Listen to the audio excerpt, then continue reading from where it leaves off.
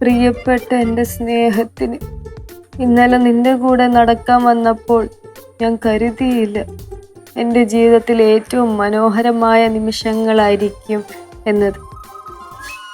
എങ്ങനെയാണ് നിനക്കിങ്ങനെ മിണ്ടാൻ പറ്റുന്നത്? മിണ്ടി മിണ്ടി എൻ്റെ ഹൃദയത്തെ പ്രണയം കൊണ്ട് നിറയ്ക്കാൻ പറ്റുന്നത്?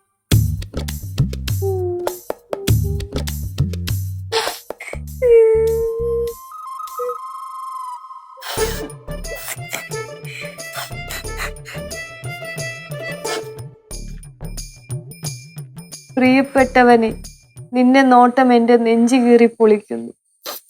നിന്റെ സംസാരം കേൾക്കാൻ എന്ത് മധുരമാണെന്നറിയുമോ? നിന്റെ ചലനങ്ങൾ പോലും മനോഹരമാണ്. നിന്റെ ശബ്ദം എന്നിൽ അലയടിക്കുന്നു.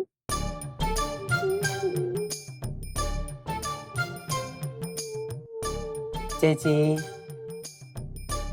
എന്ത് നിന്റെ അളിയനുണ്ടല്ലോ, ഓ അയാള് മനുഷ്യനല്ലടാ. അയാളെ മാനത്തുനിന്ന് പൊട്ടി വീണ ഗന്ധർവനാണ്, ഗന്ധർവൻ. ചേച്ചി പറഞ്ഞൊന്നും എനിക്ക് കൊണ്ട് ക്ലിയർ ആയില്ല, ഒന്ന് തെളിച്ചു പറയാവോ? ഇതൊക്കെ എന്താന്നറിയോ? എന്താ? അവന് കിട്ടിയ പ്രേമലേഖനങ്ങളാ. പറയോ? ഒരാളുടെ അടുത്ത് വന്നാ?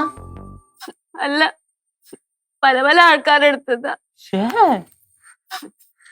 ഇവനിത് കുഴിപ്പഴത്ത് പോയി എടുത്തോണ്ട് വന്ന എന്തിനാന്നറിയോ? എന്തിനാ? അവനിതൊക്കെ ഇതുപോലെ സൂക്ഷിച്ചു വെക്കുന്നത് കൊണ്ട്. ചേച്ചി ഓർമ്മകള് നല്ലതല്ലേ? ആർക്കും ഉപദ്രവമില്ലാത്ത ഓർമ്മകൾ വെച്ചോണ്ടിരിക്കുന്നോണ്ട് കുഴപ്പമൊന്നുമില്ല.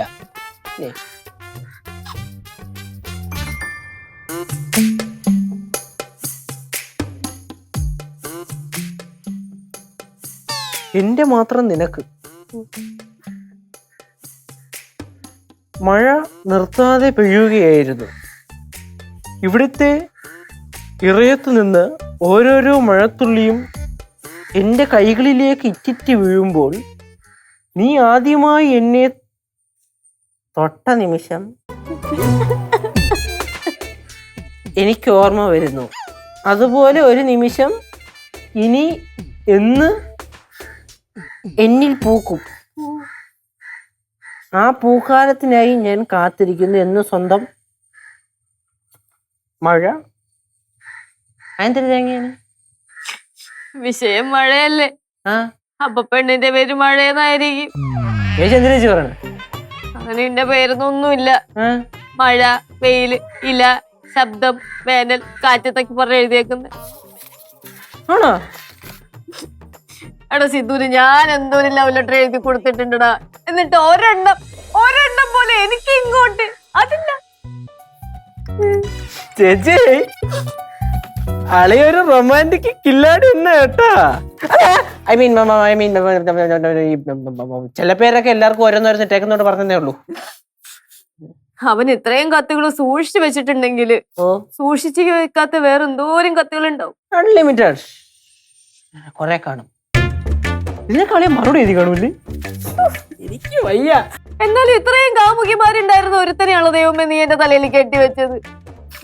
ഇപ്പൊ കാമുകിമാരുണ്ടായിരുന്നു, അത് ഇപ്പോഴും ഉണ്ടത് ആർക്കറിയാം? ചേച്ചി ഡൗട്ട്, ചേച്ചി ഇത്രയൊക്കെ കത്ത് ഇങ്ങോട്ട് മേടിക്കുകയും തിരിച്ചെഴുതിയൊക്കെ ചെയ്തോണ്ടിരുന്ന അളിയനെ പഠിക്കാൻ സമയം കിട്ടി കാണൂ.